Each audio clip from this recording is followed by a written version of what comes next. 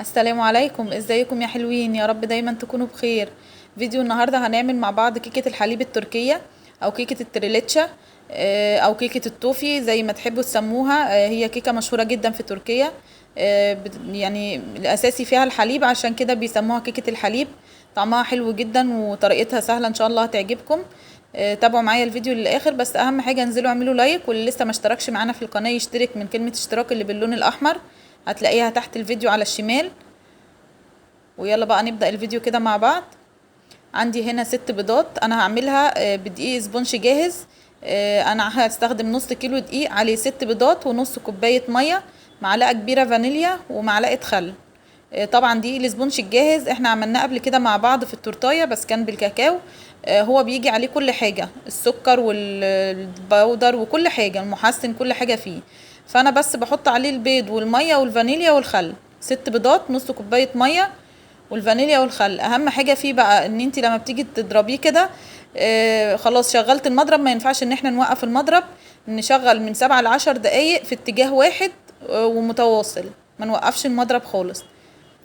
بصوا الفرق معايا، اول ما ابتدينا كان شكلها ازاي، كان لونها اصفر وكان الكمية بتاعتها قليلة. هفضل لما توصل معايا للمنظر ده، خلاص كده هي جاهزة معايا.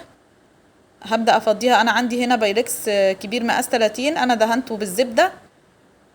بحب انا ادهن اي صواني للكيك بالزبدة، بيفرق في طعمها وفي ريحتها جدا، وما بخليهاش تلزق معايا. هفردها كده معايا. لو انت عايزة تعملي صينية مقاس اصغر من ده، هتستخدمي نص كمية الدقيق، يعني ربع كيلو دقيق على 3 بيضات.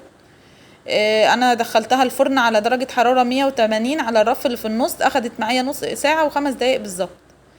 هبدأ بقى افتحها كده بعد ما بردت، وهسقيها بكوباية لبن من غير اي اضافات.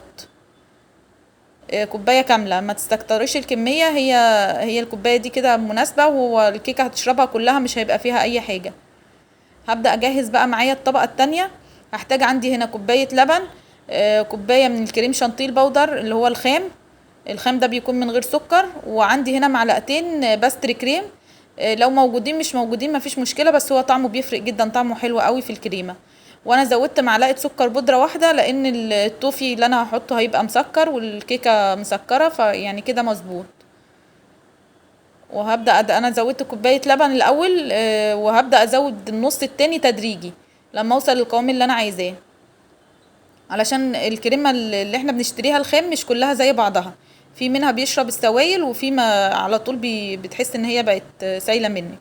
القوام ده كويس جدا. الكوباية دي اخدت معايا كده يعتبر كوبايتين الا ربع مية، لبن، اسفة. هنا بقى هنبدأ نحضر صوص الكراميل. انا عندي كوباية الا ربع سكر، عليها كوباية كريمة لباني ومعلقة زبدة. انا عملت معاكم قبل كده صوص الكراميل او التوفي الاقتصادي. هنزله لكم برضو فوق علامة الاي اللي بتظهر فوق الفيديو، عشان لو حابة تعمليه، اللي هو ما بنستخدمش فيه لا قشطة ولا كريمة. انا بحط السكر معايا هنا عشان يكرمل في حلة على النار، ما بلمسوش خالص ولا بقلبه. لما يبدأ يسيح كده عندي من الجناب، اول ما يبدأ يبقى بالمنظر ده معايا، هبدأ اقلبه. هفضل اقلب لما كل الكريستالات بتاعة السكر تختفي معايا. خلاص كده بقى جاهز. انزل بقى بمعلقة كبيرة زبدة، وبعد الزبده ما تسيح معايا هنزل بكوبايه من الكريمه اللباني. انا بحب استخدم في التوفي الكريمه اللباني اللي هي الطهي، ممكن تستخدمي الخفق او الطهي. بس انا بحس ان الطهي بتستحمل النار اكتر. هقلبها كده معايا، وممكن تستبدلي كوبايه الكريمه بكوبايه قشطه، بس قشطه مبستره طبعا، مش قشطه اللبن العاديه، ما تنفعش، اللي هي قشطه الحلويات. هدوب كده كل حاجه معايا. هتحس ان هو خفيف، هو كده خلاص جاهز. هتحس ان هو خفيف، بس اول ما بيبرد بيتقل معايا. انا هنا بصي شربت كل اللبن، مفيش اي سوائل خالص فيها. هبدأ انزل عليها بكمية الكريمة.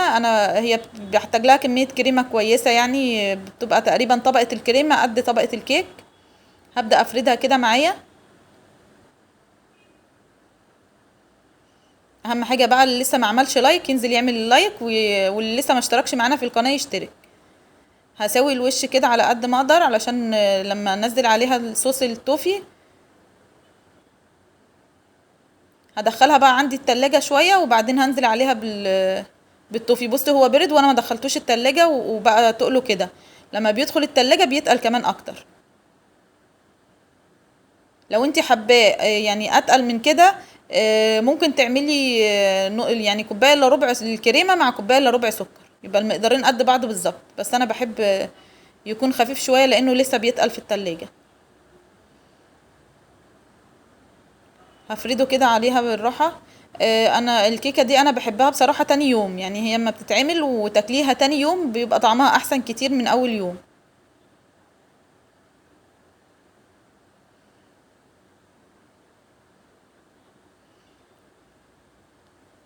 هبدأ بقى ازين الوش. انا عندي حتة من الكريمة سبت معلقتين تقريبا، خفيتهم بمعلقة لبن، معلقتين كبار، وحطيت عليهم شوية صغيرين لبن عشان اخفهم. ممكن تعملي بيهم خطوط بالطول او بالعرض وتمشيهم كده بخلة الشيش طاووق زي ما عملنا مع بعض في فيديو اللي هي كيكة الشوكولاتة قبل كده. او ممكن لو البايركس بتاعك بيضاوي او مدور زي ما معايا كده هتعمليهم دواير. وبرضو بالخلة بتاعت الشيش طاووق هبدأ اعمل بيها برضو خطوط رايحة جاية كده بالشكل ده. التزيين ده حاجة ترجعلك بالشكل اللي انت حباه.